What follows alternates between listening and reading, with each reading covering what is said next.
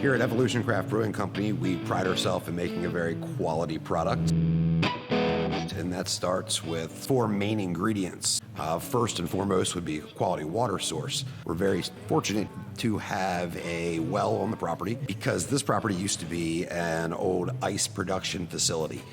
They needed extremely large quantity of quality water to produce their ice, and the city was not able to supply that to them. So they dug their own well, which we are able to now use for our beer production. That water comes into our building. It is not filtered. It is not treated. There's no additives. It's not stripped. It's pristine, as close to perfect brewing water as you will find. The second ingredient that we need for our beer making is barley, malted barley, in fact. We source that from the Canadian area, get a quality malted barley that comes into our building, and we'll need to mill that. The milling is really the first process in beer making. We will run the barley through our mill, and the idea here is to simply cut the husks off without crushing the barley kernel. We want water to be able to get inside, but we don't want to produce flour. After the barley is milled, we'll then send it through an auger conveyor system that's going to move it to the batch hopper. Batch hopper is really a silo that sits on top of a scale. We're able to then weigh the exact needed amount to equal what the recipe requires for that particular brew. We're going to mill that through the mill, the same process as we did the bulk grain that was coming from outside, until we have the recipe all in one spot. From that point, we're going to move it into the collection of tanks that we call the brew house. The first vessel is going to be the mash mixer. When we decide to get started with the brew process, we're going to move our milled malted barley to that, and we're going to add hot water at that point. We're going to stir it up, making something similar to an oatmeal that we call a mash. And that process is going to allow that water to get into those barley kernels.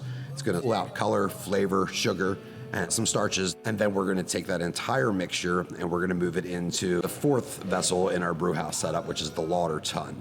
The lauter tun is a tank that has a false bottom. In the bottom of it, the entire slurry or mash gets moved in there as a whole, liquid and solids combined. And then we're going to allow the liquid to run through the bottom, and we'll take that liquid and pump it back on top. And we'll do this repetitively until we've built up a grain bed in the bottom of the lauter tun that creates a natural filter that's going to filter out husks or any milling solids from the barley. We then take that sugar-rich, flavor-rich liquid that at this point we're going to call the liquor, and we're going to move it to the last vessel called the kettle. Once it's into the kettle, we're going to do some very simple things. One, we're going to bring it to a boil. We'll then add hops. They're sourced out of the Pacific Northwest for more American-style hops, and we also get a large influence of hops from European hop producers as well. The hops we add at the very beginning of the boil are really going to contribute to those bittering characteristics that you want in larger IPAs. The hops we add in the middle are going to give us some earthy, grassy tones, and hops that we add at the very end of the boil are really give us some flavor and a lot of aromatics.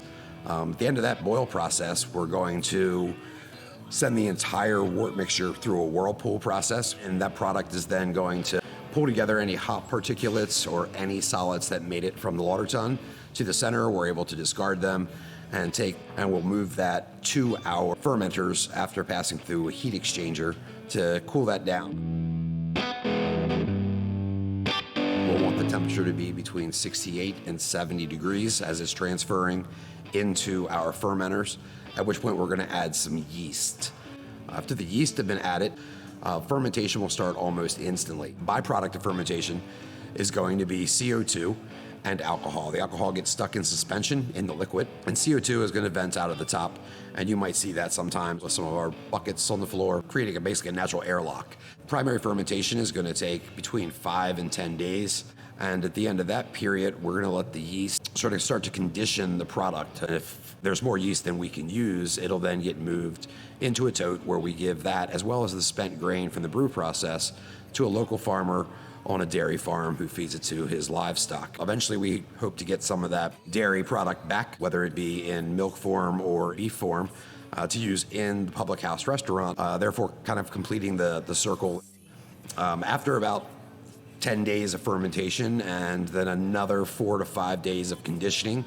This product, at this point, we call it beer. It's not carbonated, it's flat. We're gonna move it into one of our pan bottom tanks. Those are called our bright tanks. We'll send them through a very high-tech centrifuge that's going to pull out any of the solids that are in that liquid and give us a very consistent, uniform product that we're then able to package to send to market. Once it's in the bright tank, we need to carbonate it. We carbonate through forced carbonation using a carbonation stone. At this point, we've got two options for packaging. First, we can do draft. If it's a draft product, we hook up some lines from the bottom of the tank and we run them directly to clean and sanitize kegs, and we will fill those kegs directly through the top tap. If it's going into package of a 12-ounce bottle, the best way to follow this is actually follow the bottles. You'll see that first they come in to a machine called a depalletizer. It's doing just that. It's depalletizing. Every skid of glass you're looking at has 2,250 brown bottles. We prefer to use glass. We think it's a little sexier. We like the way it looks, and we appreciate that it doesn't contribute any additional flavor characteristics to the end product. A very important part of the actual packaging of the beer into a bottle is a 3-head filler. First thing that's going to happen is every bottle is going to get flipped upside down, sprayed with a sanitizing solution, and allowed to gravity dry. Then it's put back onto the line and moves to the center section of this machine. The center section of the machine is the actual filler segment. The filler segment is going to suck out any oxygen that may be in there. It's then going to fill that bottle with beer, and then it'll come off, go through another small section before eventually being crowned. You'll notice there's a small amount of foam that is above the top of the bottles. We want that foam to push out any residual oxygen that potentially could have been in that bottle. We'll then pass through a little shower. The little shower is just to sanitize the outside of the bottle before it goes into the labeler. It'll pass through a little drying device that's going to blow off any extra liquid or moisture that's on the outside of the bottle before actually entering the labeler itself. The labeler is going to apply one label to the body section of each bottle, and then it's going to feed it into our drop packer. The drop packer drops the bottles into a box. If you look down the conveyor line, it's almost like a horse track. There's 4 lanes. Each of the bottles are put into those 4 lanes. And when there's 4 lanes wide by 6 bottles deep, there's a conveyor that will lift up the box.